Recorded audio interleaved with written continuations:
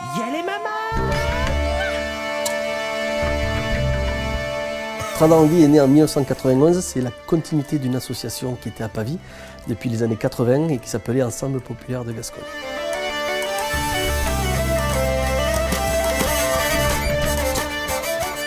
Premier festival 1991 qui s'est déroulé d'abord tous les 2 ans.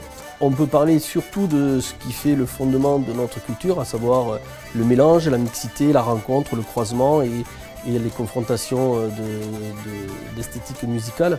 C'est surtout ça un petit peu qui est la colonne vertébrale de Tradanvie. Ce qui caractérise beaucoup le festival Tradanvie, c'est tout son aspect de convivialité, de bonne humeur, de rencontre. Les musiciens sont des gens qui viennent et qui sont nos meilleurs ambassadeurs depuis de nombreuses années. Donc on parle Tradanvie aux 4 coins de France et d'Europe via les musiciens qui sont venus jouer depuis la première édition, c'est-à-dire il y a plus de 24 ans.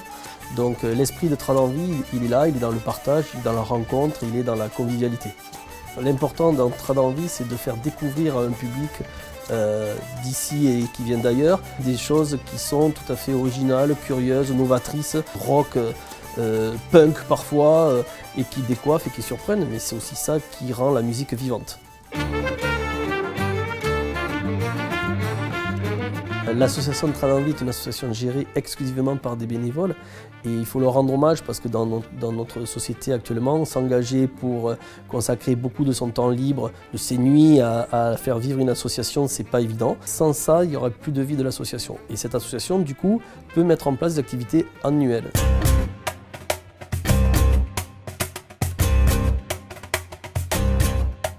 Depuis le début, Tradanvie ne serait pas ce qu'il est devenu si nos partenaires institutionnels n'avaient pas toujours répondu présent, que ce soit ceux de proximité, la mairie, le Grand Auch, ou ceux d'institutions plus importantes comme le Conseil général du Gers ou le Conseil régional Midi-Pyrénées. Un partenariat très fort qui est Jazzy Marciac, qui nous permet d'avoir 4 rendez-vous dans l'année où des musiciens de musique traditionnelle jouent et travaillent avec des musiciens de jazz.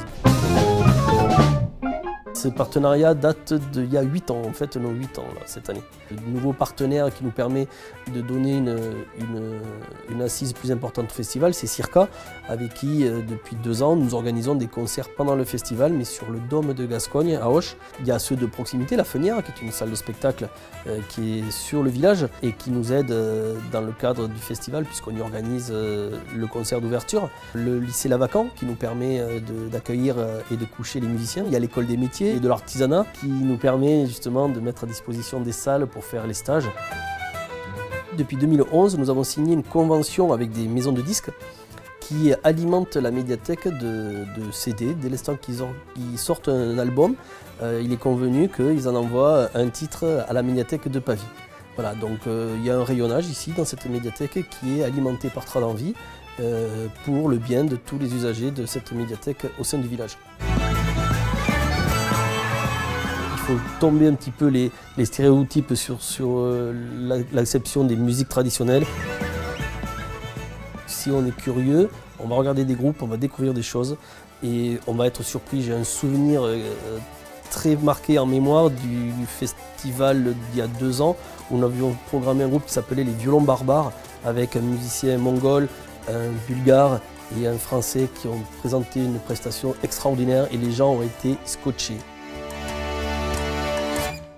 Nous sommes passionnés, mon mari et moi, par la lutherie, parce que la fabrication d'un instrument de musique passe par quelque chose de magique. Toutes sortes d'instruments seront à découvrir.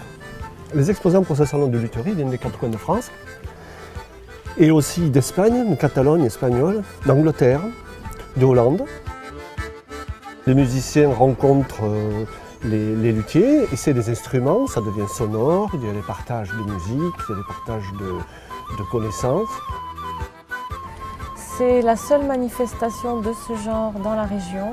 Alors l'accès à ce salon est libre, donc l'entrée est gratuite et peut accueillir tous les curieux, les personnes déjà intéressées par la musique ou simplement venir découvrir. Nous attendons aussi des jeunes, des enfants, pour qui ça peut révéler aussi une passion.